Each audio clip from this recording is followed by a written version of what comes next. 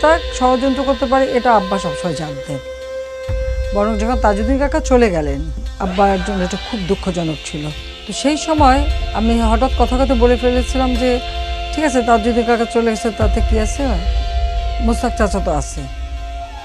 এই কথা শুনে আব্বা যে কমেন্ট করলেন, যে কথাগুলি বললেন, সেটা হচ্ছে খুব গুরুত্বপূর্ণ। আমাকে খালি বললেন, মোস্তাককে তুই চিনিস? ও তো সুযোগ পেলে আমার বুকে ছুরি মারবে। অর্থাৎ আব্বা কিন্তু জানতেন কে কি করতে পারে, আমার মনে হয় তিনি জানতেন। আমার মৃত্যু আসে থাকে যদি আমি হাসতে হাসতে যাব, আমার বাঙালি জাতকে অপমান করে যাব না, তোমাদের কাছে ক্ষমা চাইব না। আবার সময় বলে যাব, জয় বাংলা, স্বাধীন বাংলা, বাঙালি আমার জাতি, বাংলা আমার ভাষা।